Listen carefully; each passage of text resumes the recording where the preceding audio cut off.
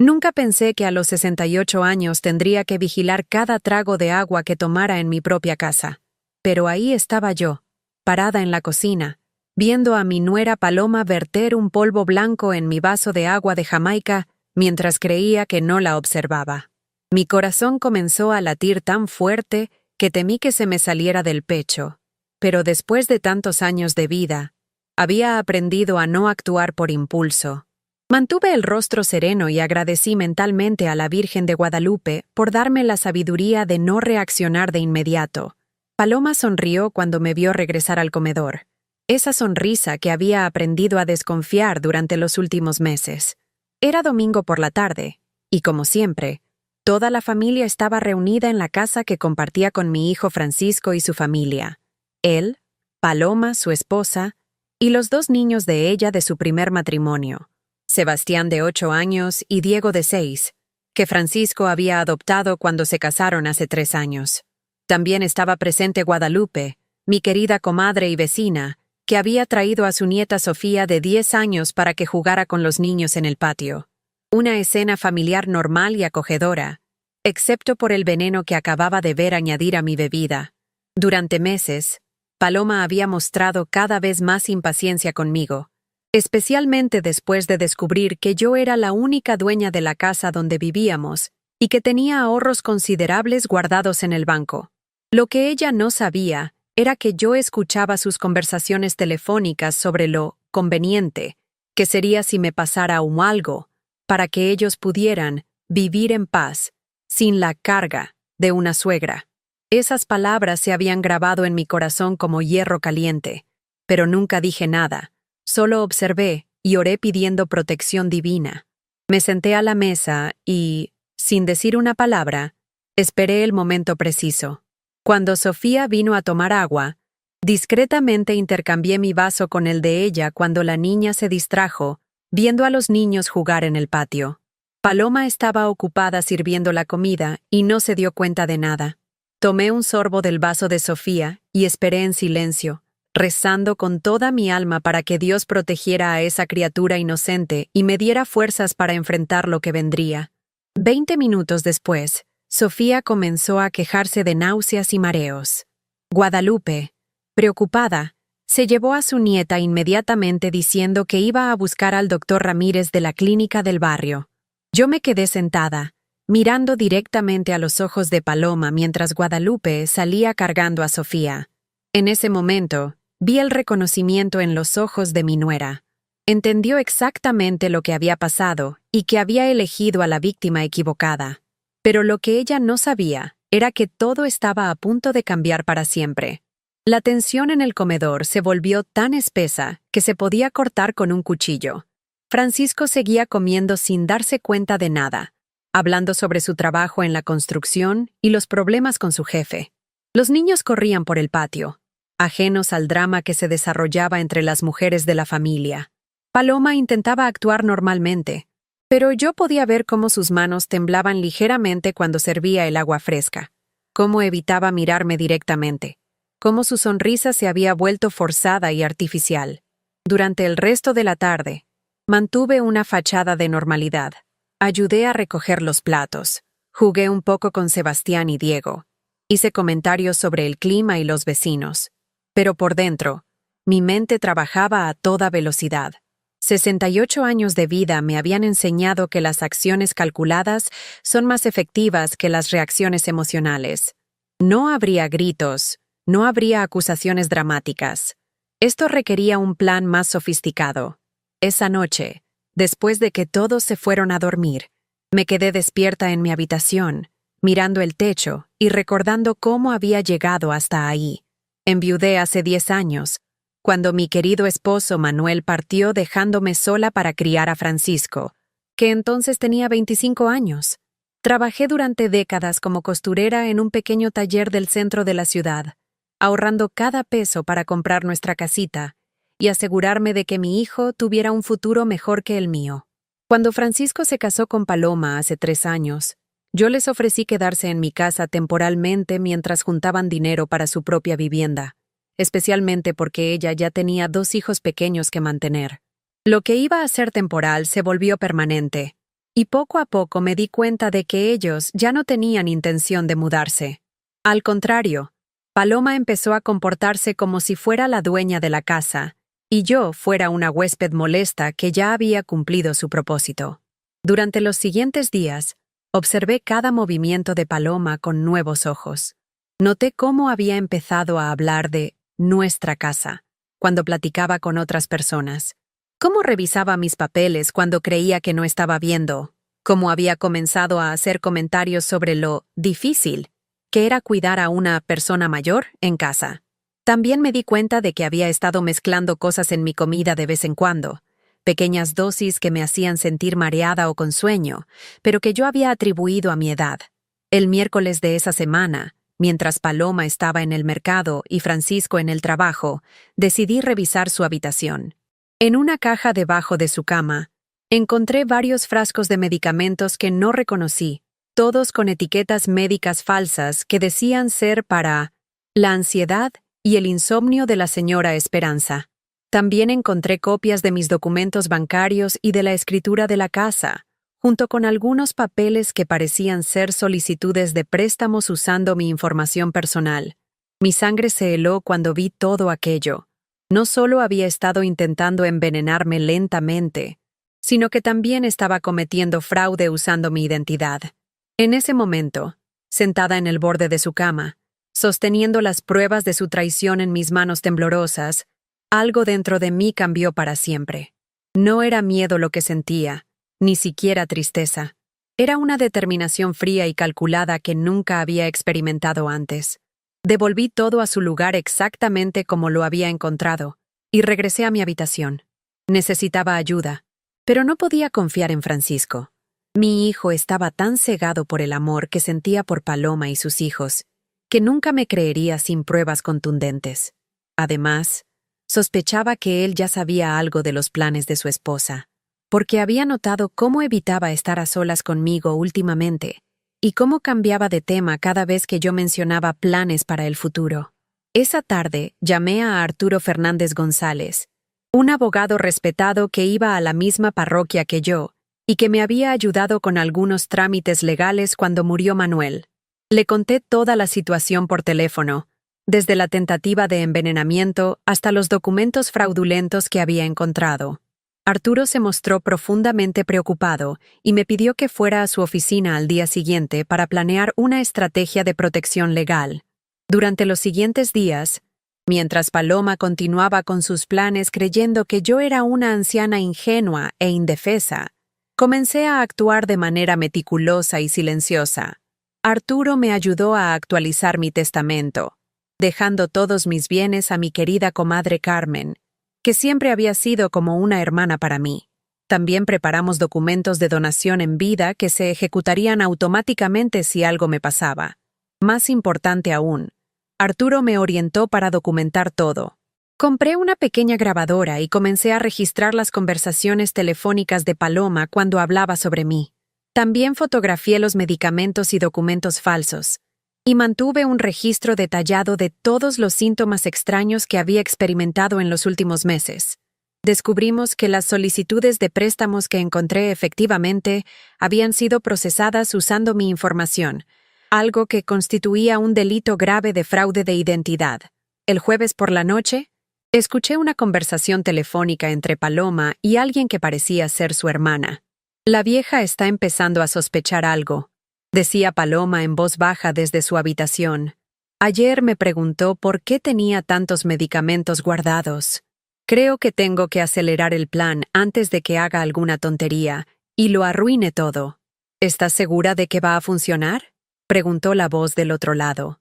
No quiero que esto se complique más de lo necesario. Tranquila. Rosa, respondió Paloma. He estado dándole pequeñas dosis durante semanas para que su sistema se acostumbre. Cuando le dé la dosis final, parecerá un paro cardíaco natural. A su edad, nadie va a hacer preguntas. Francisco ya está convencido de que ella ha estado actuando raro últimamente. Así que cuando pase, él mismo va a decir que era de esperarse. Mi sangre se congeló al escuchar esas palabras. No solo estaba planeando matarme, sino que ya había estado envenenándome sistemáticamente durante semanas. Todo encajaba: los mareos repentinos, la fatiga extraña, las náuseas que me daban después de comer. Había estado administrándome dosis pequeñas de algún veneno para preparar mi cuerpo para la dosis final que me mataría. Esa noche no pude dormir. Me quedé despierta, orando y planificando. Sabía que tenía que actuar rápido, pero también sabía que un movimiento en falso podría costarme la vida. Paloma estaba más desesperada de lo que pensaba, y las personas desesperadas son impredecibles y peligrosas. Al día siguiente, viernes, mientras ellos creían que yo estaba tomando mi siesta de la tarde, contacté secretamente a mi prima Elena, que vivía en un pueblito tranquilo a 2 horas de la ciudad. Le expliqué brevemente la situación, y ella inmediatamente me ofreció refugio en su casa el tiempo que fuera necesario. Elena y yo habíamos crecido juntas, y sabía que podía confiar en ella completamente. También hice los arreglos finales con Arturo. Transferimos discretamente todos mis ahorros a una cuenta nueva que solo él y yo conocíamos, y organizamos para que Carmen asumiera legalmente la posesión de la casa a través de los documentos de donación. Todo estaría listo para ejecutarse el lunes por la mañana. Durante el fin de semana, actué como siempre, pero internamente me estaba preparando para la despedida más difícil de mi vida. No era solo dejar mi casa, era dejar atrás al hijo que había criado sola, que había amado incondicionalmente, pero que había elegido a una mujer que quería matarme por dinero. Cada vez que veía a Francisco jugando con los niños en el patio, mi corazón se rompía un poco más, pero sabía que ya no había vuelta atrás. El domingo por la noche, después de la cena familiar, me senté en mi habitación y escribí una carta que explicaba todo. No era una carta de despedida dramática, sino un documento claro y directo que detallaba cada uno de los eventos que había presenciado, cada pieza de evidencia que había encontrado y cada paso que había tomado para protegerme. Adjunté copias de todas las pruebas que había recopilado y las instrucciones para contactar a Arturo si necesitaban más información. Mientras escribía, podía escuchar a Paloma y Francisco hablando en voz baja en su habitación. Aunque no podía distinguir las palabras exactas, el tono de la conversación me confirmó que algo estaba planeado para muy pronto, probablemente esa misma semana. Mi intuición me decía que ya no tenía tiempo de esperar hasta el lunes. Esa noche, después de que todos se durmieron, empaqué discretamente 2 maletas pequeñas con lo más esencial: algo de ropa, mis medicamentos reales, algunas fotos de mi difunto esposo y las joyas que mi madre me había heredado. Todo lo demás tendría que quedarse atrás. Eran solo objetos, pero habían sido testigos de una vida entera, y dejarlos se sentía como abandonar pedazos de mi alma. A las 5 de la mañana del lunes, antes de que nadie despertara, coloqué la carta sobre la mesa de la cocina, tomé mis maletas y salí de la casa donde había vivido durante 30 años. Elena me estaba esperando en la esquina con su camioneta, tal como habíamos acordado. Mientras nos alejábamos por las calles vacías de la madrugada, no miré hacia atrás ni una sola vez. Cuando Francisco y Paloma despertaran esa mañana, esperando encontrarme vulnerable y lista para ser su próxima víctima, todo lo que quedaría sería una carta en la mesa de la cocina y la realización de que su presa se había convertido en su propio cazador. Habían subestimado gravemente a Esperanza Méndez Herrera y estaban a punto de descubrir las consecuencias de esa subestimación. Mientras la camioneta de Elena se dirigía hacia su pueblo, sentí una mezcla extraña de tristeza y liberación. Estaba dejando atrás la vida que conocía, pero también estaba salvando esa misma vida. A los 68 años, estaba empezando de nuevo, y por primera vez en meses, me sentía completamente a salvo. La casa de Elena en San Miguel de los Remedios me recibió como un abrazo cálido después de la tormenta más fría de mi vida. Durante los primeros días en ese pueblito tranquilo, rodeado de montañas y aire puro, me dediqué simplemente a respirar sin miedo. No tenía que revisar mi comida antes de probarla. No tenía que cerrar con llave la puerta de mi habitación. No tenía que fingir que no escuchaba conversaciones sobre mi muerte. Por primera vez en meses, pude dormir profundamente, sin pesadillas sobre venenos o accidentes planeados. Elena me instaló en la habitación que había sido de su hija antes de casarse. Un cuarto sencillo con ventanas grandes que daban al jardín lleno de bugambilias moradas y rosas. Cada mañana despertaba con el canto de los gallos y el aroma del café de olla que mi prima preparaba en su cocina de adobe. Era como regresar a la infancia, cuando la vida era más simple y las traiciones familiares eran impensables. El tercer día después de mi llegada, Arturo me llamó para contarme las consecuencias de mi partida. Francisco había encontrado mi carta esa mañana del lunes y, según el abogado, había entrado en pánico total. No era pánico por mi bienestar, sino pánico al darse cuenta de que todos sus planes se habían desmoronado de la noche a la mañana. Paloma había intentado contactar al banco para acceder a mis cuentas, solo para descubrir que ya no existían. También habían tratado de usar la escritura de la casa para solicitar más préstamos, pero se encontraron con la sorpresa de que Carmen ya era la propietaria legal. Esperanza, me dijo Arturo con una mezcla de admiración y preocupación en su voz. Francisco me llamó gritando que era un secuestro, que alguien te había lavado el cerebro para que hicieras esto. Está amenazando con denunciarme al colegio de abogados por conspiración. Dice que su esposa nunca haría algo así, que todo es un malentendido. Sonreí amargamente mientras escuchaba. Por supuesto que Francisco defendería a Paloma. Había estado tan ciego durante tanto tiempo que ahora prefería creer que yo había perdido la razón antes que aceptar la verdad sobre la mujer que había elegido como esposa. ¿Y qué le dijiste?, pregunté. Le dije que tengo grabaciones de su esposa planeando tu muerte, fotografías de los medicamentos fraudulentos y copias de todas las solicitudes de préstamos ilegales que hizo usando tu identidad. También le expliqué que tú estás perfectamente en tus facultades mentales y que tienes todo el derecho del mundo de disponer de tus bienes como consideres conveniente. Esa conversación me tranquilizó, pero también me entristeció profundamente. Mi propio hijo prefería creer que yo estaba loca antes que reconocer que había elegido mal en el amor. Durante los siguientes días, mientras ayudaba a Elena con las tareas del hogar y me acostumbraba a mi nueva rutina, no pude evitar sumergirme en recuerdos de tiempos mejores. Recordé cuando Francisco era pequeño y solíamos ir juntos al mercado de los sábados. Él cargaba mi canasta de mimbre y me ayudaba a escoger los jitomates más maduros y las mejores naranjas. Siempre terminábamos comprando un dulce de leche para compartir mientras caminábamos de regreso a casa. En aquellos días, él me contaba sus sueños de ser arquitecto y construir casas bonitas para familias felices. Qué ironía que ahora estuviera viviendo en una casa que había conseguido a través de engaños y planes siniestros. También recordé los años después de que murió Manuel, cuando Francisco ya era un joven adulto pero aún vivía conmigo. Fueron años difíciles económicamente, pero él siempre me ayudaba con los gastos del hogar y me acompañaba a los velorios de los vecinos cuando alguien partía. Cenábamos juntos todas las noches, viendo las telenovelas y comentando las travesuras de los personajes. Él me contaba sobre las muchachas que le gustaban, y yo le daba consejos sobre cómo conquistarlas con respeto y caballerosidad. ¿En qué momento había cambiado todo? ¿Cuándo había comenzado Francisco a verme como un obstáculo en lugar de como su madre? Mientras regaba las plantas del jardín de Elena una tarde, recordé exactamente cuándo. Había sido cuando conoció a Paloma.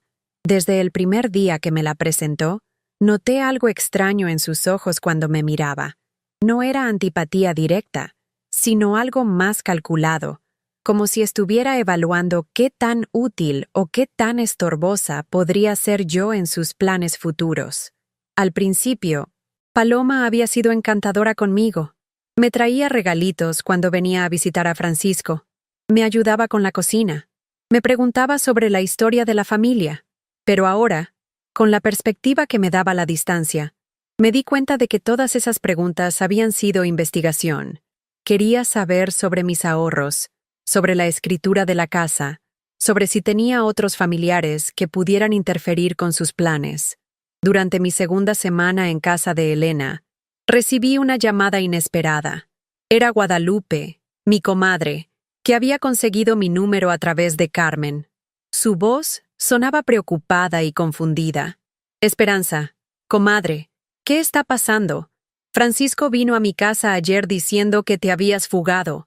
que estabas enferma de la mente y que unos abogados te habían convencido de hacer locuras. Le conté a Guadalupe toda la verdad, desde el envenenamiento de su nieta Sofía hasta los planes de asesinato que había escuchado. Mi comadre se quedó en silencio durante largos minutos, procesando la información. Finalmente habló. «Ay, Esperanza. Ahora entiendo por qué Sofía se puso tan mal ese domingo. Yo pensé que había sido algo que comió en el camino, pero los doctores nunca pudieron explicar exactamente qué le había causado la intoxicación. Tu nieta se salvó por milagro, comadre. Si yo no hubiera cambiado los vasos, ahora estaríamos hablando de algo mucho más terrible». Guadalupe me contó entonces que Paloma había estado visitando a varios vecinos durante la semana, tratando de conseguir información sobre mi paradero. Había llorado frente a doña Mercedes, la vecina de la esquina, diciendo que yo había desaparecido sin explicación y que ella estaba muy preocupada por mi salud mental.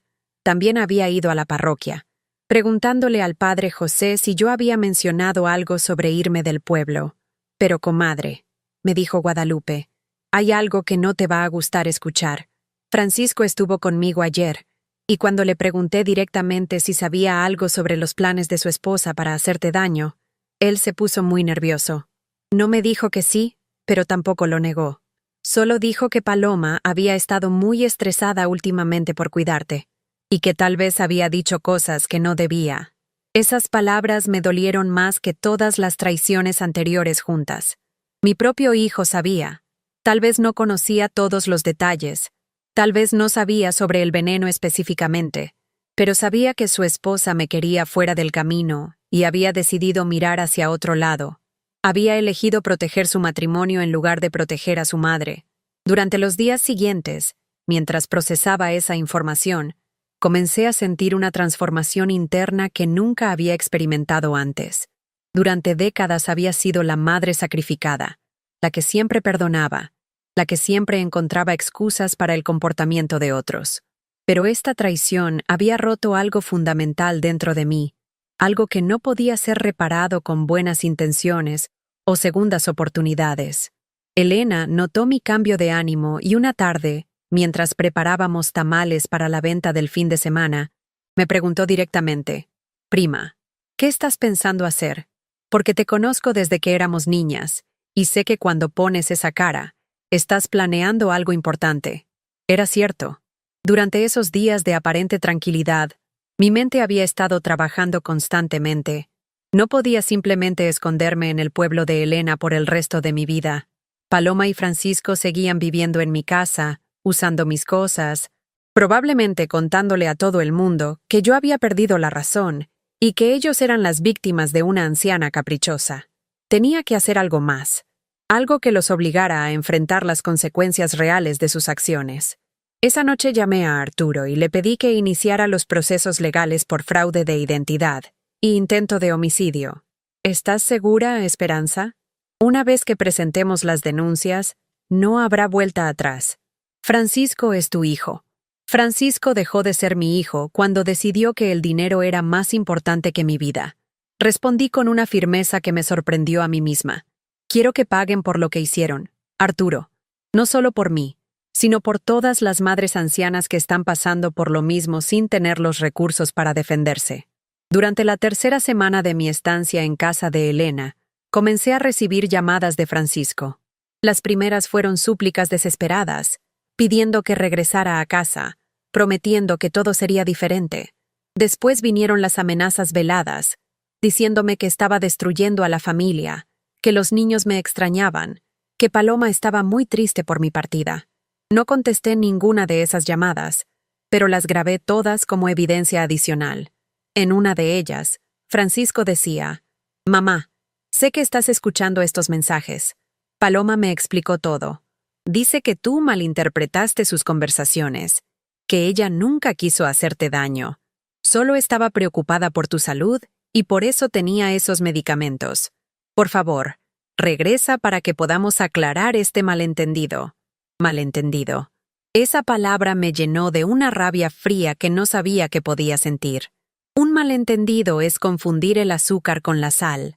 Un malentendido es llegar tarde a una cita por culpa del tráfico. Planear envenenar a tu suegra para quedarte con su casa no es un malentendido, es un intento de asesinato. La cuarta semana, Arturo me informó que las autoridades habían comenzado la investigación formal. Habían allanado la casa y encontrado todos los medicamentos que Paloma tenía escondidos, así como documentos adicionales que probaban el fraude bancario. También habían entrevistado a varios vecinos, incluyendo a Guadalupe, quien confirmó el envenenamiento de su nieta. Esperanza, me dijo Arturo durante esa llamada. Paloma ha sido arrestada. Está acusada de intento de homicidio y fraude de identidad. Francisco también está bajo investigación como posible cómplice, aunque por ahora no han presentado cargos contra él. Cuando colgué el teléfono, me senté en el jardín de Elena y lloré por primera vez desde que había llegado al pueblo. No lloraba de tristeza, sino de una mezcla compleja de alivio, dolor y liberación. Por fin, después de meses de vivir con miedo, alguien había validado mi experiencia. No estaba loca. No había malinterpretado nada. Había sido víctima de un plan calculado para asesinarme. Y ahora había justicia. Esa noche, Elena me preparó mi platillo favorito, mole poblano con pollo, el mismo que hacía mi madre cuando yo era niña. Mientras comíamos, me contó historias de nuestras travesuras infantiles, de cuando nos escapábamos al río para pescar carpitas, de cuando jugábamos a ser maestras en el patio de la casa de mis abuelos. Hablar de esos recuerdos felices me recordó que mi vida no había estado definida solo por la traición reciente, sino por décadas de experiencias ricas y relaciones genuinas. Durante mi quinta semana en el pueblo, comencé a establecer una rutina más permanente. Ayudaba a Elena con su pequeño negocio de tamales. Caminaba todas las mañanas por los senderos de la montaña, y por las tardes me sentaba en el portal a tejer mientras veía pasar la vida tranquila del pueblo. Los vecinos me habían aceptado como parte de la comunidad, y aunque conocían mi historia, me trataban con respeto y cariño. Un día, mientras estaba en el mercado comprando verduras, escuché a dos señoras hablando sobre la mujer que envenenó a su suegra en la ciudad. Una de ellas decía, ¿te imaginas ser tan malvada? Pobrecita la señora. Qué bueno que se dio cuenta a tiempo. Al escuchar eso, me di cuenta de que mi historia se había vuelto conocida más allá de mi barrio original. La gente estaba hablando de lo que había pasado, y eso me daba una extraña satisfacción. Arturo me llamó al final de esa semana para informarme que Paloma había intentado declararse culpable de un delito menor a cambio de una sentencia reducida, pero que la fiscalía había rechazado el acuerdo. Las pruebas eran demasiado sólidas y el caso demasiado grave para permitir negociaciones. Francisco, por su parte, había contratado a un abogado y estaba tratando de distanciarse de su esposa, afirmando que él no sabía nada de sus planes. Pero tenemos las grabaciones donde él participa en conversaciones sobre enviarte a un asilo, me recordó Arturo, y varios testigos que confirman que él sabía que algo estaba mal, pero decidió no hacer nada. Su ignorancia voluntaria no lo absuelve de responsabilidad. Durante esos días de espera judicial, reflexioné mucho sobre el concepto de familia. Toda mi vida había creído que la sangre era lo más importante, que sin importar lo que pasara, uno siempre debía perdonar a la familia. Pero ahora entendía que la verdadera familia no se define por los lazos sanguíneos, sino por el amor, el respeto y la lealtad genuinos. Elena, que no tenía ninguna obligación conmigo más allá del cariño de primas, me había acogido sin preguntas y sin condiciones. Carmen había aceptado ser la custodio de mi casa sin pedir nada a cambio. Guadalupe había arriesgado su relación con los vecinos para apoyarme públicamente. Mientras tanto, mi propio hijo, al que había criado con tanto amor y sacrificio, había preferido proteger a una mujer que planeaba matarme antes que defender a su madre. Esa realización fue dolorosa, pero también liberadora. Me permitió soltar las cadenas emocionales que me habían mantenido atada a una relación tóxica basada únicamente en la biología. Al final de mi sexta semana en el pueblo, recibí una carta inesperada. Era de Sebastián, el hijo mayor de Paloma. La carta estaba escrita con la letra insegura de un niño de 8 años, pero las palabras eran claras. Abuela Esperanza, extraño nuestros domingos juntos. Mamá dice que usted se fue porque no nos quiere, pero yo no le creo. Yo sé que usted es buena. ¿Va a regresar? Esa carta me quebró el corazón de una manera completamente diferente. Esos niños eran inocentes en todo esto. Ellos habían perdido no solo a la única figura de abuela estable que habían conocido, sino que ahora su madre estaba en prisión y su padrastro bajo investigación. Sin embargo, por doloroso que fuera, sabía que no podía regresar solo por ellos. Mi vida y mi seguridad eran más importantes que cualquier sentimiento de culpa. Le respondí a Sebastián con una carta cuidadosamente redactada, explicándole en términos que un niño pudiera entender que a veces los adultos cometen errores muy graves que tienen consecuencias serias. Le dije que lo quería mucho, tanto a él como a Diego, pero que no podía regresar porque ya no era seguro para mí. También le prometí que, cuando fuera mayor y pudiera entender mejor la situación, yo estaría dispuesta a explicarle todo lo que había pasado. Esa noche, mientras releía la carta de Sebastián antes de enviar mi respuesta, Elena se sentó conmigo en el portal.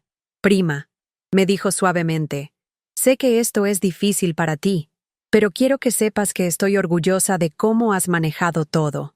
Muchas mujeres en tu situación habrían regresado por culpa o por miedo. Tú elegiste protegerte y buscar justicia. Eso requiere mucho valor». Sus palabras me consolaron, pero también me hicieron reflexionar sobre lo que vendría después. Los procesos legales tomarían meses, tal vez años. ¿Qué haría yo durante todo ese tiempo? ¿Me quedaría escondida en el pueblo de Elena por el resto de mi vida? ¿O era tiempo de construir algo nuevo? ¿Algo que fuera completamente mío? Mientras miraba las estrellas esa noche, sentí que algo estaba cambiando dentro de mí nuevamente. La víctima asustada que había huido de su casa en la madrugada se estaba transformando en algo diferente. No sabía exactamente qué, pero sentía una fuerza creciente, una determinación que iba más allá de simplemente sobrevivir. Quería prosperar. Quería demostrar que una mujer de 68 años podía empezar de nuevo y crear una vida mejor que la que había dejado atrás. El cambio más profundo había comenzado, y ya no había vuelta atrás. La mañana del lunes de mi 7ª semana en San Miguel de los Remedios despertó con una claridad mental que no había sentido en años, como si hubiera emergido de una neblina espesa que había estado nublando mi juicio durante meses. Me levanté antes del amanecer, como había sido mi costumbre durante décadas, pero esta vez no fue por obligación, sino por una energía renovada que corría por mis venas como electricidad. Mientras preparaba café en la cocina de adobe de Elena, observé cómo los primeros rayos del sol iluminaban las montañas que rodeaban el pueblo, y sentí que algo fundamental había cambiado dentro de mí durante la noche. Ya no era la víctima asustada que había huido de su casa en la madrugada. Tampoco era simplemente una sobreviviente esperando que pasara la tormenta. Me había convertido en algo nuevo, una mujer que había tocado fondo y había decidido no solo levantarse, sino construir algo completamente diferente sobre los escombros de su vida anterior. La transformación no había sido súbita ni dramática, sino gradual y profunda, como el agua que erosiona la piedra gota a gota, hasta crear nuevas formas. Elena me encontró esa mañana sentada en el portal, escribiendo en un cuaderno que había comprado en la tienda del pueblo. «¿Qué escribes tan temprano, prima?», me preguntó mientras se sentaba a mi lado con su taza de café humeante. Le mostré las páginas llenas de mi letra cuidadosa. Era un plan detallado de todo lo que quería lograr en los próximos meses. No eran sueños vagos ni deseos nostálgicos, sino objetivos concretos con pasos específicos para alcanzarlos. Primero, quería terminar mi educación. Había dejado la escuela a los 14 años para ayudar en la casa cuando mi padre se enfermó, y aunque había aprendido mucho de la vida, siempre había sentido que me faltaba algo. El pueblo tenía un programa de alfabetización para adultos que se reunía los martes y jueves en la biblioteca, y había decidido inscribirme no solo para mejorar mi escritura, sino para obtener finalmente mi certificado de primaria. Segundo, quería expandir mi conocimiento sobre mis derechos legales y financieros. Durante décadas había dependido de otros para manejar asuntos importantes, desde mi difunto esposo hasta los empleados del banco. Ahora entendía que esa dependencia me había hecho vulnerable. Quería aprender a manejar mis propias finanzas, entender contratos, conocer las leyes que me protegían. Arturo me había recomendado algunos libros básicos sobre derecho civil que podía estudiar por mi cuenta. Tercero, y quizás lo más importante, quería ayudar a otras mujeres que estuvieran pasando por situaciones similares. Durante mis conversaciones con Elena y las vecinas del pueblo, había descubierto que mi experiencia no era única. Muchas mujeres mayores vivían situaciones de abuso económico o emocional por parte de familiares que veían a sus madres y abuelas como cargas molestas o fuentes de ingresos fáciles. Prima, me dijo Elena después de leer mi lista. Me parece excelente todo lo que quieres hacer. Pero, ¿estás segura de que estás lista?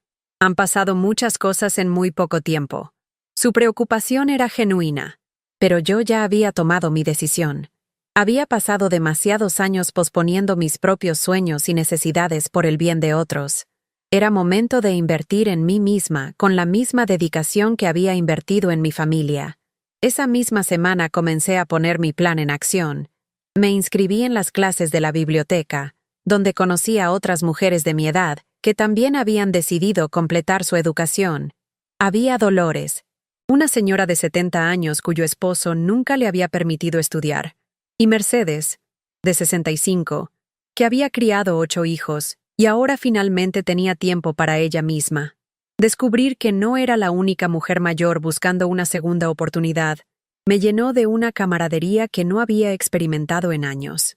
El maestro, un joven llamado Roberto, que había estudiado pedagogía en la ciudad, nos trataba con el mismo respeto que habría mostrado a estudiantes universitarios. No hablaba lento ni usaba palabras simples condescendientes. Nos desafiaba intelectualmente y celebraba nuestros logros genuinamente. La primera vez que escribí un ensayo completo sobre mi experiencia de vida, sentí un orgullo que no había experimentado desde que era niña, y mi maestra me felicitaba por mi caligrafía. Mientras tanto, Arturo me mantenía informada sobre el progreso del caso legal. Paloma había sido negada la fianza debido a la gravedad de los cargos y las evidencias contundentes en su contra. Los análisis de laboratorio habían confirmado que las sustancias encontradas en su posesión eran efectivamente venenos de acción lenta que, administrados en las dosis que ella había estado usando, habrían causado fallo orgánico múltiple en cuestión de semanas. Esperanza, me dijo Arturo durante una de nuestras conversaciones telefónicas. El fiscal está construyendo un caso muy sólido. Tienen las grabaciones, los medicamentos, los documentos fraudulentos, y ahora también el testimonio de varios vecinos que confirmaron cambios en tu comportamiento y salud durante los meses que ella estuvo envenenándote gradualmente. Francisco, por su parte, había contratado a un abogado penalista muy caro, según me contó Carmen cuando la llamé para saber cómo estaba la casa. Mi amiga me informó que él había estado vendiendo las pertenencias de Paloma, su joyería, su ropa fina, incluso su automóvil, para pagar los honorarios legales. También había intentado regresar a trabajar, pero la notoriedad del caso había hecho que sus empleadores dudaran de mantenerlo en la nómina. Esperanza, me dijo Carmen con voz preocupada. Francisco vino a verme la semana pasada. Se ve terrible, como si hubiera envejecido 10 años en 2 meses. Me preguntó si yo sabía cómo contactarte. Dice que necesita hablar contigo urgentemente. Le pedí a Carmen que no le diera mi información. No estaba lista para esa conversación, y tal vez nunca lo estaría. Durante mi segunda mes en el pueblo, comencé a notar cambios físicos en mí que reflejaban mi transformación interna. Había bajado de peso de manera saludable, no por estrés o enfermedad como en los últimos meses que viví con Paloma, sino porque estaba comiendo mejor y caminando más. Mi piel tenía mejor color, probablemente porque ya no estaba siendo envenenada lentamente. Mis ojos, según me decía Elena, tenían una vivacidad que había estado ausente durante mucho tiempo, pero los cambios más importantes eran mentales y emocionales. Había comenzado a tomar decisiones basándome en lo que yo quería y necesitaba, no en lo que otros esperaban de mí.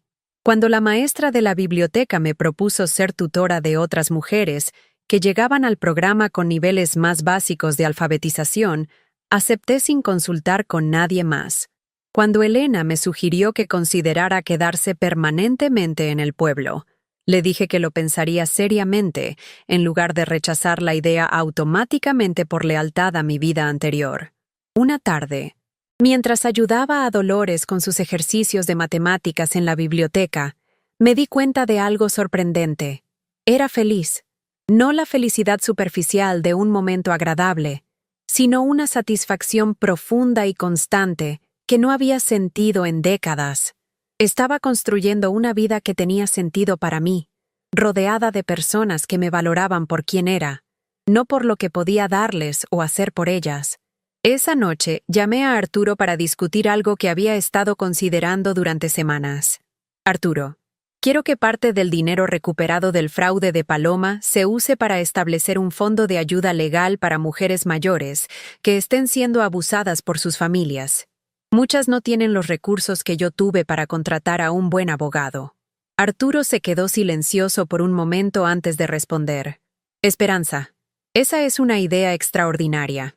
De hecho, he tenido otros casos similares al tuyo en los últimos años, y muchas veces las mujeres no pueden permitirse una representación adecuada. Un fondo así podría marcar una diferencia real. Decidimos llamarlo Fondo Esperanza para la Dignidad de las Mujeres Mayores.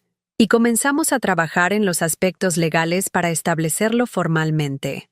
La ironía no se me escapaba. El dinero que Paloma había intentado robarme a través del fraude ahora se usaría para ayudar a otras mujeres en situaciones similares. Era una forma de justicia poética que me llenaba de satisfacción. Durante mi 9ª semana en el pueblo, recibí una visita inesperada. Carmen había manejado 2 horas desde la ciudad para verme, trayendo noticias que cambiarían mi perspectiva sobre toda la situación.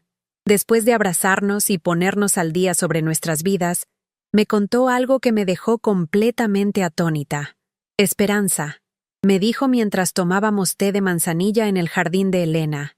Hay algo que necesitas saber sobre Paloma. Después de su arresto, comenzaron a investigar su pasado más profundamente. Resulta que tú no eras su primera víctima.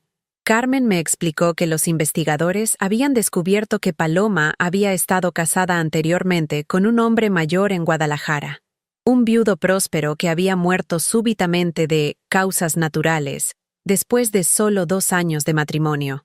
En esa ocasión, Paloma había heredado todo, incluyendo una casa y ahorros considerables, que había gastado rápidamente antes de mudarse a nuestra ciudad y conocer a Francisco. Y los investigadores están exhumando el cuerpo de ese hombre para hacer nuevas pruebas, me dijo Carmen. Si encuentran evidencia de envenenamiento, Paloma podría enfrentar cargos por asesinato, no solo intento de asesinato. Esa información me impactó profundamente, pero no de la manera que habría esperado. En lugar de sentir horror o miedo retroactivo, sentí una validación completa de todas las decisiones que había tomado. No había estado paranoica ni había exagerado la situación. Había estado viviendo con una asesina serial que veía a las personas mayores como oportunidades financieras fáciles. Esa noche, después de que Carmen regresó a la ciudad, me senté en el portal con Elena y le conté todo lo que había descubierto. Mi prima me escuchó en silencio, sus ojos llenándose de lágrimas cuando comprendió completamente la magnitud del peligro del que había escapado. «Prima», me dijo finalmente, «creo que la Virgen de Guadalupe te estaba protegiendo. Si no hubieras sido tan observadora, si no hubieras tenido el valor de actuar, no quiero ni pensar lo que habría pasado. Tenía razón. Durante todos esos meses de vivir con miedo, había pensado que estaba siendo cobarde por no confrontar directamente a Paloma. Ahora me daba cuenta de que mi cautela y mi planificación cuidadosa probablemente me habían salvado la vida. Una confrontación directa con una mujer capaz de asesinar habría puesto mi vida en peligro inmediato. Al día siguiente, decidí hacer algo que había estado posponiendo: escribir una carta a Francisco. No era una carta de reconciliación ni de perdón, sino una explicación clara y final de por qué nuestro relationship había terminado para siempre. Pasé horas escribiéndola, reescribiéndola, asegurándome de que cada palabra fuera exactamente lo que quería decir. Francisco. Comenzaba la carta. Durante meses traté de encontrar maneras de justificar tu comportamiento, de encontrar excusas para tu complicidad en los planes de tu esposa.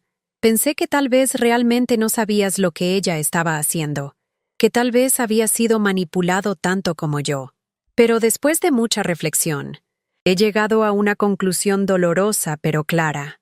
Tú elegiste proteger tu matrimonio y tu comodidad en lugar de proteger la vida de tu madre. La carta continuaba explicándole todo lo que había descubierto sobre el pasado de Paloma, todo lo que los investigadores habían encontrado, y todas las evidencias que existían de su complicidad, al menos a través de su silencio voluntario. Le explicaba que su ignorancia había sido una elección, no una circunstancia, y que esa elección había tenido consecuencias irreversibles. No te escribo esta carta buscando una respuesta o una reconciliación, terminaba la carta. Te la escribo para cerrar un capítulo de mi vida de manera definitiva. Durante 68 años fui tu madre, pero a partir de ahora somos extraños. Esta es mi decisión final, y es irrevocable. Envié la carta a través de Arturo, quien se encargaría de entregarla formalmente. No quería que Francisco tuviera mi dirección ni ninguna manera de contactarme directamente. Esa puerta se había cerrado para siempre. Una semana después de enviar la carta, Arturo me llamó con noticias del juicio. Esperanza. Paloma se ha declarado culpable de todos los cargos a cambio de evitar la pena de muerte. Va a recibir cadena perpetua sin posibilidad de libertad condicional. El caso de Guadalajara también está avanzando. Encontraron evidencia de envenenamiento en el cuerpo de su primer esposo. Francisco, por su parte, había aceptado un acuerdo de culpabilidad por complicidad y obstrucción a la justicia. Recibiría 5 años de prisión con posibilidad de libertad condicional después de 3 años. Perdería la custodia de Sebastián y Diego, que serían enviados a vivir con parientes de Paloma en otro estado. Cuando colgué el teléfono después de recibir esas noticias, me senté en silencio durante largos minutos, procesando la información. Había justicia, finalmente. Las personas que habían tratado de matarme por dinero enfrentarían las consecuencias de sus acciones. Pero junto con la satisfacción de la justicia, también sentí una tristeza profunda por la pérdida definitiva de mi relación con Francisco y por el futuro incierto de esos 2 niños inocentes. Elena me encontró esa tarde llorando silenciosamente en el jardín. ¿Estás bien, prima?, me preguntó, sentándose a mi lado entre las bugambilias. Le conté sobre las noticias del juicio y sobre mis sentimientos contradictorios de alivio y pena. Esperanza, me dijo Elena tomando mi mano. Tienes derecho a sentir todo lo que estás sintiendo. Es normal llorar por la pérdida de tu hijo, incluso cuando él te traicionó. Es normal sentir pena por esos niños, incluso cuando no puedes hacer nada para ayudarlos. Pero también debes sentirte orgullosa de ti misma. Luchaste por tu vida y ganaste. Convertiste tu trauma en algo que va a ayudar a otras mujeres. Eso es extraordinario. Sus palabras me consolaron, pero también me hicieron reflexionar sobre lo que vendría después. Los aspectos legales de mi situación estaban llegando a su fin, pero mi nueva vida apenas estaba comenzando. Había completado mi certificado de primaria con honores. El Fondo para Mujeres Mayores estaba siendo establecido legalmente. Tenía ahorros suficientes para vivir cómodamente durante muchos años. Y más importante aún, tenía un propósito que me llenaba de energía y esperanza. Durante mi 12ª semana en el pueblo, tomé la decisión más importante de mi nueva vida. Me quedaría en San Miguel de los Remedios permanentemente. No era una decisión tomada por miedo o por conveniencia, sino por elección genuina. Había encontrado una comunidad que me valoraba, actividades que me satisfacían y una paz que había estado buscando sin saberlo durante décadas. Elena lloró de alegría cuando le conté mi decisión. Prima, esta casa es tanto tuya como mía. Siempre lo ha sido, desde el día que llegaste. Juntas comenzamos a planificar modificaciones a la casa para acomodar mi estancia permanente, incluyendo un pequeño estudio donde podría trabajar en los asuntos del fondo y escribir mis memorias, algo que había decidido hacer para ayudar a otras mujeres a reconocer las señales de abuso que yo había ignorado durante tanto tiempo. La transformación que había comenzado con miedo y desesperación se había convertido en algo completamente diferente. Una reinvención completa de mi identidad y mi propósito.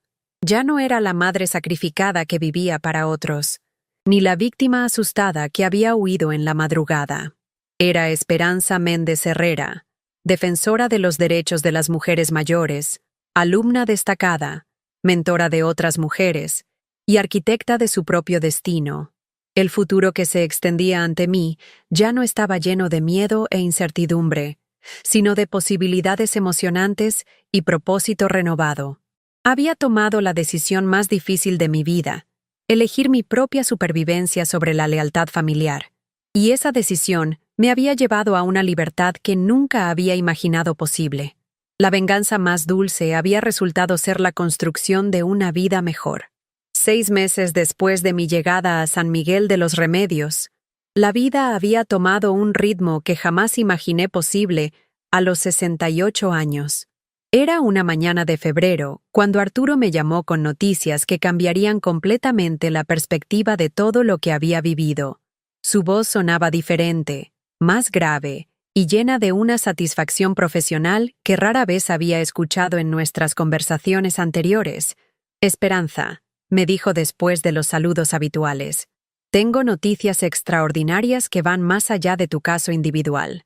La investigación sobre Paloma ha desencadenado algo mucho más grande de lo que cualquiera de nosotros anticipó».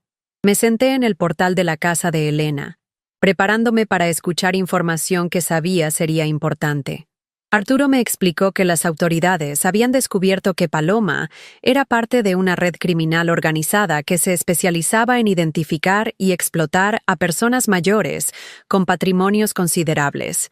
La operación había estado funcionando durante más de una década, con Paloma actuando como la ejecutora principal, mientras otros miembros de la red se encargaban de identificar víctimas potenciales y proporcionar los medios necesarios para los crímenes.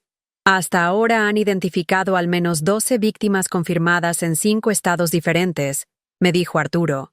8 murieron en circunstancias que en su momento fueron catalogadas como naturales, pero que ahora están siendo reinvestigadas. Los otros 4, incluyéndote a ti, lograron escapar o fueron rescatados antes de que se completaran los planes. La magnitud de lo que había descubierto me dejó sin palabras durante varios minutos. No había sido simplemente una nuera codiciosa, sino una criminal profesional que había hecho de la muerte de ancianos su negocio. Mi escape no solo había salvado mi propia vida, sino que había expuesto una operación criminal que había estado operando en la sombra durante años. Esperanza, continuó Arturo, tu testimonio y las evidencias que recopilamos en tu caso han sido fundamentales para desmantelar toda la red. El fiscal federal quiere reunirse contigo para discutir tu participación como testigo principal en el caso principal. Tu valentía al denunciar y documentar todo tan meticulosamente ha salvado las vidas de futuras víctimas potenciales. Después de colgar el teléfono, me quedé sentada en el portal durante largo tiempo, observando las montañas que se alzaban majestuosas alrededor del pueblo. Elena me encontró ahí una hora después, inmóvil y pensativa. Cuando le conté lo que había descubierto, ella se santiguó y murmuró una oración de agradecimiento. «Prima», me dijo tomando mi mano, ¿te das cuenta de lo que esto significa? No solo te salvaste a ti misma, sino que salvaste a quién sabe cuántas otras personas. Dios tenía un plan cuando te dio la fuerza para actuar como lo hiciste. Durante los días siguientes, mientras procesaba esta nueva información, comencé a entender que mi experiencia había sido mucho más significativa de lo que inicialmente pensé. No había sido simplemente una víctima que logró escapar, sino una pieza clave en el desmantelamiento de una operación criminal mayor. Esta realización transformó mi perspectiva sobre todo lo que había sufrido y me llenó de un propósito renovado. Una semana después, recibí una llamada inesperada que me tomó completamente por sorpresa. Era Sebastián, el hijo mayor de Paloma, que ahora tenía 9 años y vivía con una tía en Monterrey. Su voz sonaba más madura de lo que recordaba, cargada con una tristeza que ningún niño debería experimentar. «Abuela Esperanza», me dijo con voz temblorosa, «¿puedo hablar con usted?» Mi tía me ayudó a conseguir su número. Le pregunté cómo estaba y cómo se encontraba Diego, su hermano menor. Me contó que estaban bien físicamente, que la tía los trataba con cariño, pero que extrañaban mucho la estabilidad que habían tenido cuando vivían conmigo. «Abuela, ahora entiendo por qué se fue», me dijo con una madurez que me partió el corazón. Mi tía me explicó lo que mamá estaba haciendo, lo que le quería hacer a usted. No sabía que mamá era mala. Su voz se quebró al final, y pude escuchar que estaba llorando. Le aseguré que él y Diego no tenían ninguna culpa en lo que había pasado, que yo los quería mucho y que siempre los querría, sin importar lo que hubiera hecho su madre. También le prometí que, cuando fuera mayor y pudiera entender completamente la situación, yo estaría disponible para responder todas sus preguntas y mantener una relación con él si así lo deseaba. «¿Piensa que algún día podríamos visitarla?», me preguntó con esperanza en la voz. Le dije que tendría que ser una decisión que tomara junto con su tía cuando fuera mayor, pero que mi puerta siempre estaría abierta para él. Esa conversación me llenó de una mezcla de tristeza y esperanza. Tristeza por todo lo que esos niños habían perdido, pero esperanza de que tal vez, en el futuro, podríamos reconstruir algún tipo de relación. 2 semanas después, Carmen me visitó nuevamente, esta vez con noticias sobre Francisco que me ayudaron a cerrar completamente ese capítulo de mi vida. Mi hijo había sido sentenciado finalmente a 3 años de prisión, pero había recibido libertad condicional después de cumplir 18 meses debido a su cooperación con las autoridades para desmantelar la red criminal. «Esperanza», me dijo Carmen mientras tomábamos café en la cocina de Elena, «Francisco me pidió que te dijera que entiende por qué no quieres hablar con él. Dice que no va a intentar contactarte más, que respeta tu decisión. Pero también quiere que sepas que lamenta profundamente todo lo que pasó». Le pregunté a Carmen cómo se veía Francisco después de todo lo que había pasado. Ella me contó que había envejecido considerablemente, que había perdido mucho peso y que se veía constantemente triste. Había conseguido trabajo como albañil en una construcción pequeña, ganando mucho menos de lo que ganaba antes, y vivía solo en un departamento pequeño, en una zona modesta de la ciudad. Se ve como un hombre que ha perdido todo lo que le importaba y que finalmente entiende el costo de sus decisiones, me dijo Carmen. Creo que realmente comprende ahora lo que perdió cuando eligió a Paloma sobre ti. Escuché esa información con una tranquilidad que me sorprendió. No sentí satisfacción por su sufrimiento, pero tampoco sentí compasión o deseo de reconciliación. Simplemente sentí nada. Era como si Francisco se hubiera convertido en un extraño del que escuchaba noticias sin sentir ninguna conexión emocional. Esa ausencia de sentimiento me confirmó que había hecho la elección correcta al cortar completamente los lazos. Durante mi 8º mes en el pueblo, el Fondo Esperanza para la Dignidad de las Mujeres Mayores recibió su primera solicitud de ayuda.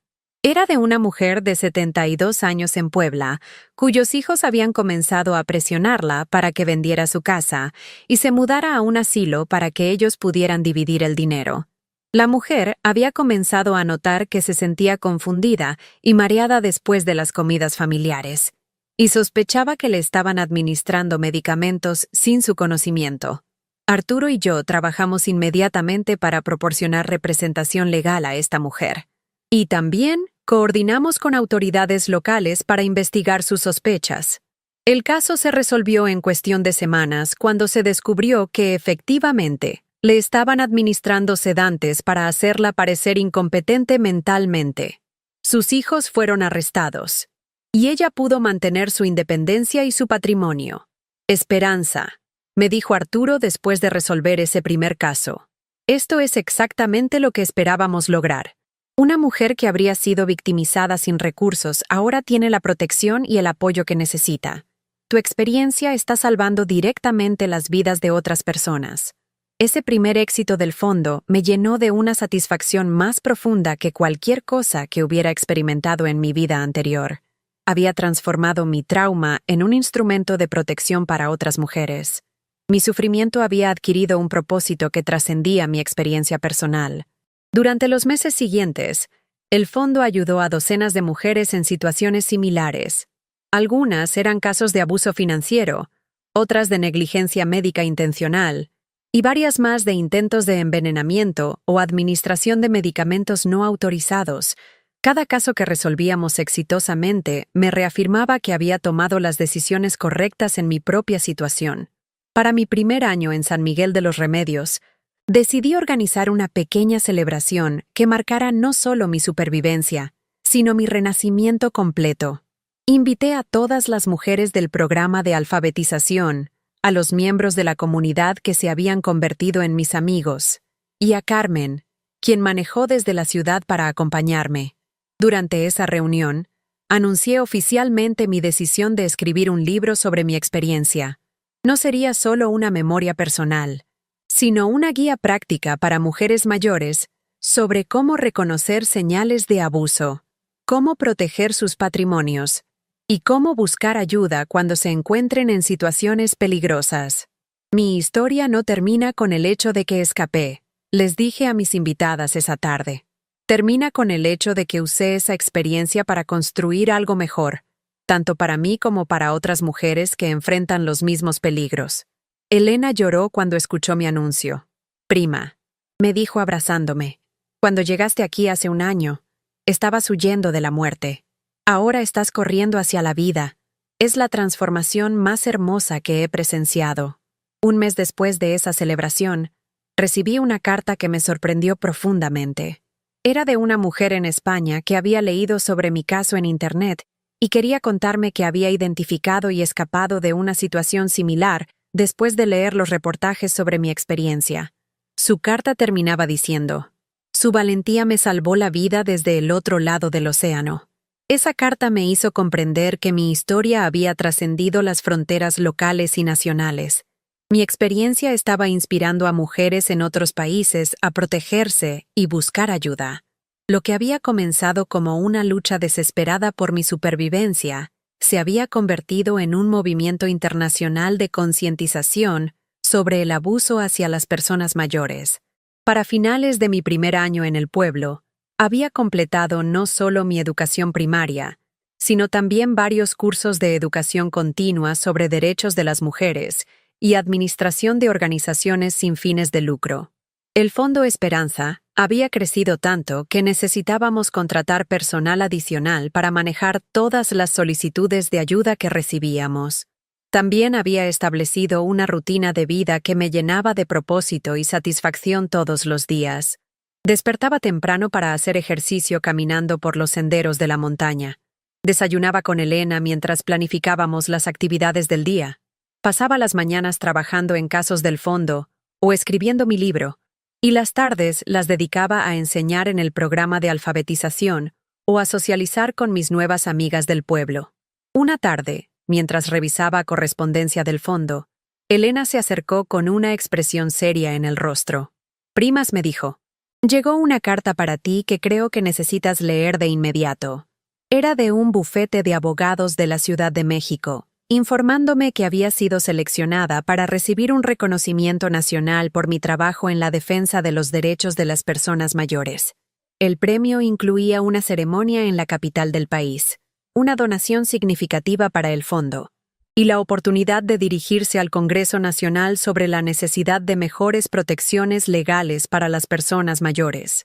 Era un reconocimiento que jamás habría imaginado recibir, y que representaba la validación oficial de que mi experiencia había tenido un impacto real y medible en la sociedad. «¿Vas a ir?», me preguntó Elena después de que terminé de leer la carta. La idea de viajar a la Ciudad de México y hablar frente a políticos y funcionarios me intimidaba, pero también me emocionaba.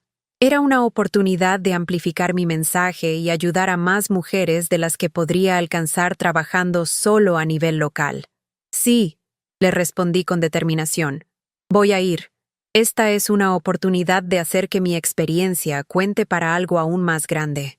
Elena sonrió y me abrazó. «Estoy tan orgullosa de ti, prima. Has convertido tu dolor en poder, y tu poder en protección para otras.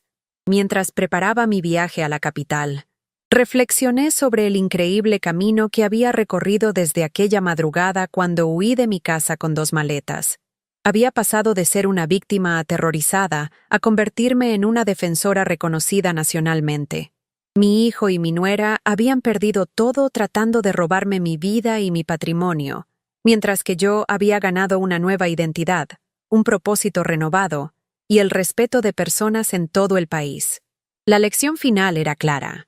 Las personas que intentan destruir a otros por codicia o maldad terminan destruyéndose a sí mismas, mientras que aquellos que transforman su sufrimiento en servicio a otros encuentran una forma de vida más rica y significativa de lo que jamás imaginaron posible.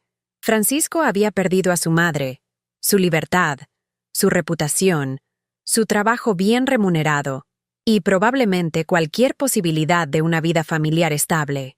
Paloma había perdido no solo su libertad para siempre, sino que había sido expuesta como lo que realmente era: una asesina sin escrúpulos cuya avaricia había costado vidas inocentes.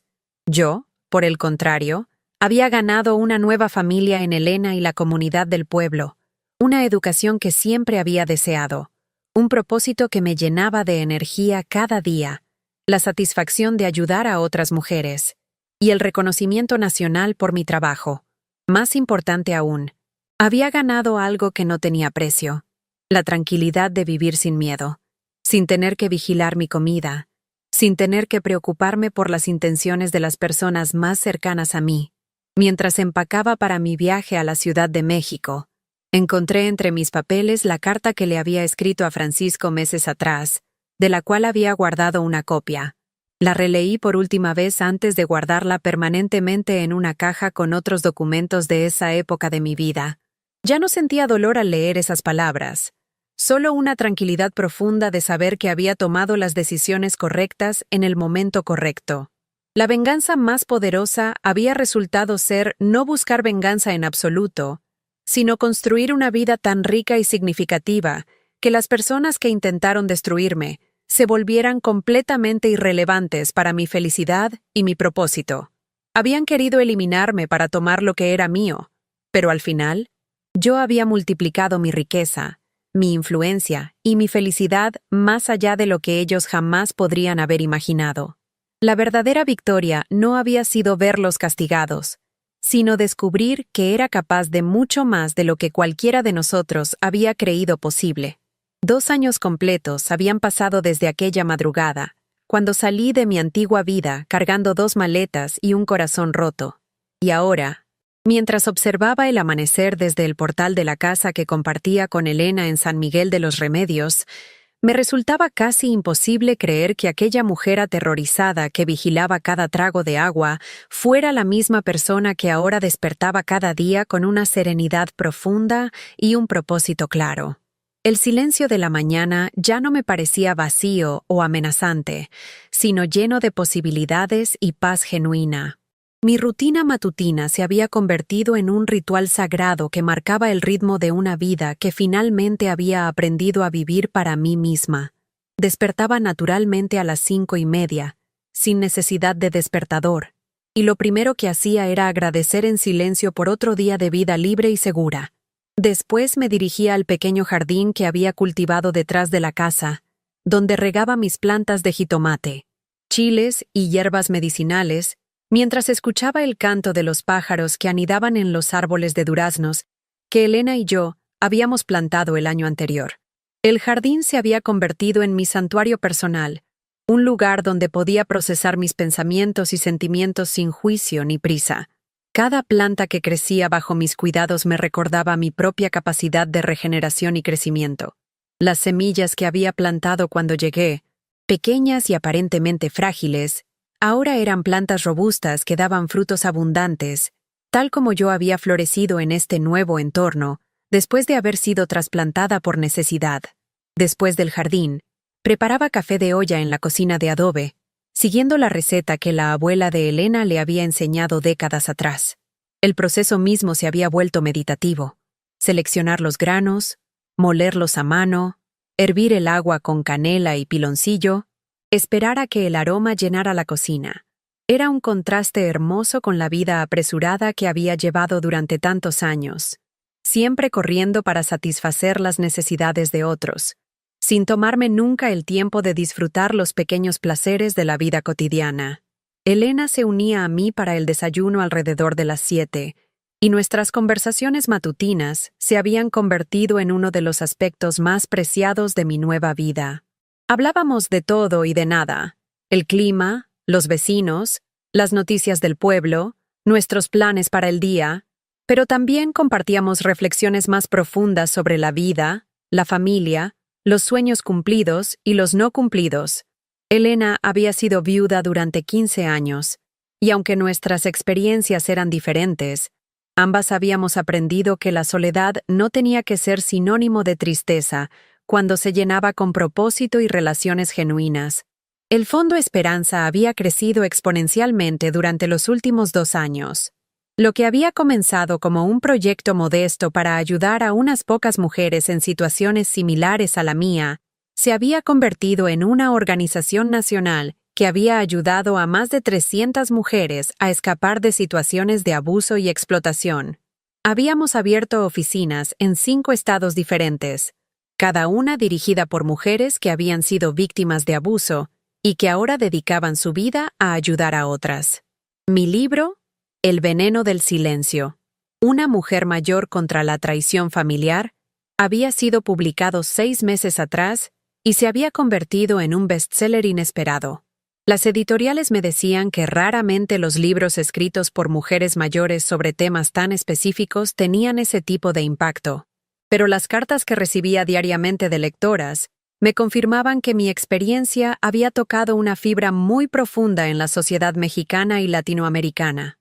Cada mañana, después del desayuno, dedicaba 2 horas a responder correspondencia del fondo y cartas de lectoras. Algunas eran solicitudes de ayuda, otras eran testimonios de mujeres que habían reconocido situaciones de abuso en sus propias familias después de leer mi libro. Y muchas eran simplemente mensajes de agradecimiento de personas que se habían sentido inspiradas por mi historia. Una carta que recibí esa semana me había impactado particularmente. Era de una mujer de 80 años en Colombia que me escribía: Señora Esperanza, después de leer su libro me di cuenta de que mi hijo me ha estado robando dinero de mi pensión durante años. Pensaba que estaba perdiendo la memoria, pero ahora entiendo que él me está manipulando. Gracias a su ejemplo, encontré el valor para contactar a un abogado. A los 80 años, estoy aprendiendo a defenderme. Cartas como esa me recordaban constantemente por qué había valido la pena todo el dolor que había experimentado. Durante mis tardes, continuaba enseñando en el programa de alfabetización para adultos, que había crecido considerablemente desde mi llegada.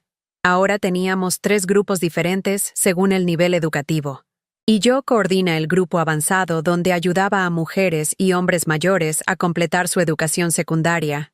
Ver a mis estudiantes graduarse y obtener sus certificados me llenaba de un orgullo maternal que era completamente diferente al que había sentido como madre biológica, porque estas relaciones estaban basadas en respeto mutuo y crecimiento compartido, no en obligación o expectativas no cumplidas. Uno de mis estudiantes más queridos era don Aurelio, un hombre de 75 años que había trabajado toda su vida en el campo y que ahora, después de enviudar, había decidido aprender a leer y escribir apropiadamente para poder comunicarse mejor con sus nietos, que vivían en Estados Unidos. Maestra Esperanza, me decía frecuentemente, usted me enseñó que nunca es demasiado tarde para empezar de nuevo. Sus palabras siempre me conmovían porque reflejaban exactamente lo que yo había descubierto sobre mi propia capacidad de reinvención. Los fines de semana habían adquirido un ritmo especial. Los sábados por la mañana, Elena y yo íbamos al mercado del pueblo, donde ya éramos conocidas y queridas por todos los vendedores. Comprábamos ingredientes frescos para nuestras comidas de la semana, pero también era un momento social importante, donde nos poníamos al día con las noticias de la comunidad, ayudábamos a resolver pequeños conflictos vecinales y manteníamos las redes de apoyo que habían hecho de este pueblo mi verdadero hogar. Las tardes de sábado las dedicaba a escribir.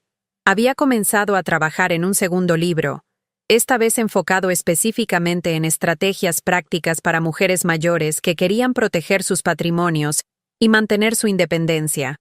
Escribir se había convertido en una pasión que nunca supe que tenía, y el proceso de traducir mis experiencias y conocimientos en palabras que pudieran ayudar a otras personas me daba una satisfacción profunda y duradera. Los domingos asistía a misa en la pequeña iglesia del pueblo, no tanto por fervor religioso renovado, sino porque me gustaba la sensación de comunidad y las oportunidades de servicio que ofrecía. Había comenzado a coordinar un programa donde las mujeres mayores del pueblo enseñaban oficios tradicionales a las más jóvenes: bordado, cocina, conservación de alimentos, medicina herbal básica. Era una manera de preservar conocimientos tradicionales mientras construía puentes intergeneracionales. Una tarde de domingo, después de la misa, me encontré caminando por el pequeño cementerio del pueblo, leyendo las lápidas y reflexionando sobre las vidas que habían terminado en este lugar tranquilo. Me detuve frente a una tumba particularmente antigua, de una mujer que había vivido durante el siglo XIX y que había tenido 10 hijos. Me pregunté qué tipo de vida había vivido, si había sido feliz, si había tenido la oportunidad de perseguir sus propios sueños, o si había dedicado toda su existencia al servicio de otros.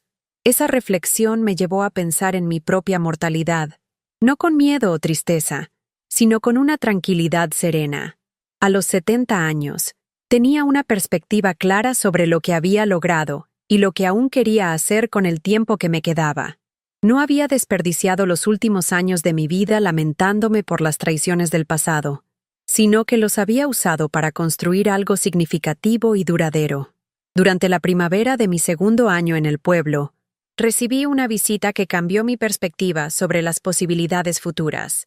Sebastián, ahora de 11 años, llegó acompañado por su tía, que había manejado desde Monterrey específicamente para esta reunión que habíamos coordinado cuidadosamente durante meses a través de llamadas telefónicas y cartas. Ver a Sebastián después de 2 años fue emotivo de maneras que no había anticipado. Había crecido considerablemente. Su cara había perdido la redondez infantil, y en sus ojos había una madurez que me quebró el corazón, porque sabía que había venido de experiencias difíciles. Pero también había algo más en su mirada: determinación, inteligencia y una calidez que me recordó por qué había amado tanto a este niño cuando era parte de mi vida diaria. «Abuela Esperanza», me dijo cuando nos abrazamos en el portal de la casa, «he estado esperando este día durante mucho tiempo». Su tía, una mujer gentil llamada Patricia, me explicó que Sebastián había estado pidiendo esta visita desde que cumplió los 10 años, cuando ella consideró que era lo suficientemente maduro para entender y procesar la situación compleja que había afectado a su familia. Durante los 3 días que pasó con nosotras, Sebastián me hizo preguntas directas y maduras sobre lo que había pasado. Quería entender por qué su madre había hecho lo que hizo, por qué Francisco había permitido que sucediera, y por qué yo había tenido que irme. Le respondí con honestidad apropiada para su edad, sin demonizar a su madre, pero tampoco minimizando la gravedad de sus acciones. «No odio a mi mamá», me dijo una tarde mientras caminábamos por los senderos de la montaña, «pero tampoco la entiendo. Patricia me dice que algunas personas se enferman de una manera que las hace lastimar a otros, y que no siempre es su culpa, pero que tampoco significa que las consecuencias no sean reales». Su madurez emocional me impresionó profundamente. También me contó sobre su nueva vida en Monterrey, sobre la escuela donde era uno de los mejores estudiantes de su clase, sobre sus planes de estudiar medicina cuando fuera mayor, porque quería ayudar a personas que habían sido lastimadas como yo había sido lastimada. «Quiero ser el tipo de doctor que ayuda a la gente a sanar no solo de enfermedades, sino de cosas que otras personas les hicieron», me explicó. «Diego», me contó Sebastián, estaba adaptándose bien, pero aún era muy pequeño para entender completamente la situación. «Él pregunta por usted a veces», me dijo, «y yo le digo que usted está bien y que nos quiere, pero que a veces los adultos tienen que tomar decisiones difíciles para mantenerse seguros».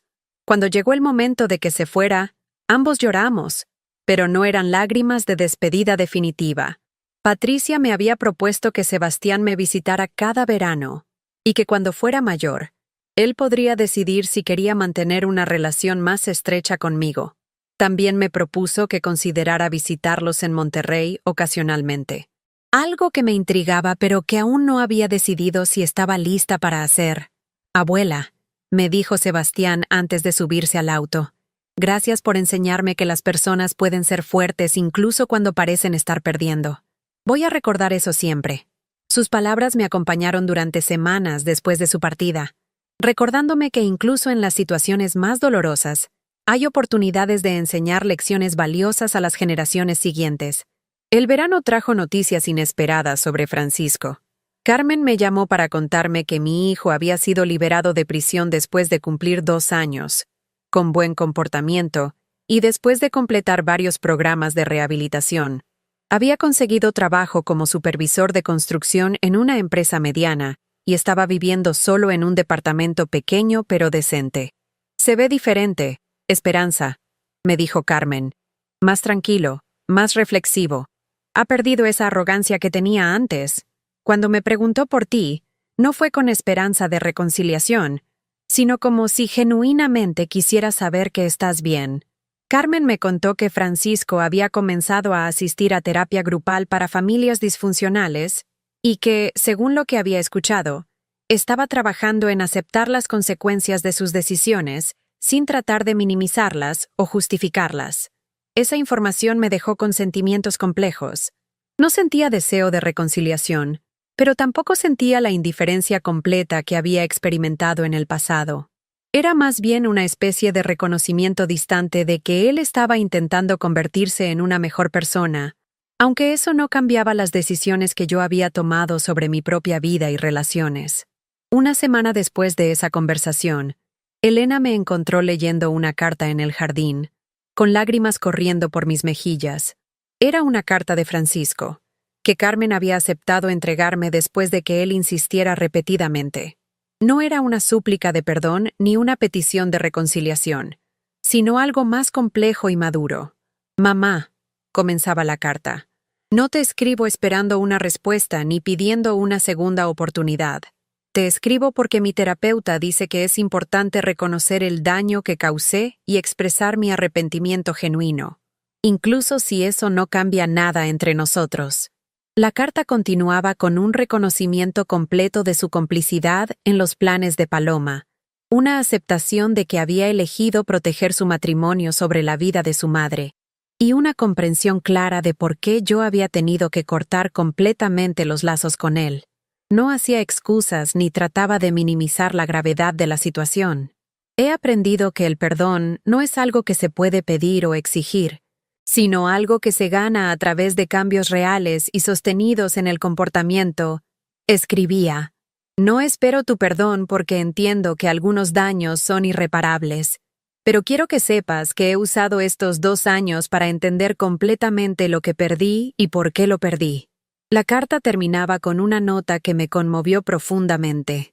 «He sabido por Carmen sobre tu trabajo ayudando a otras mujeres mayores, sobre tu libro, sobre los reconocimientos que has recibido.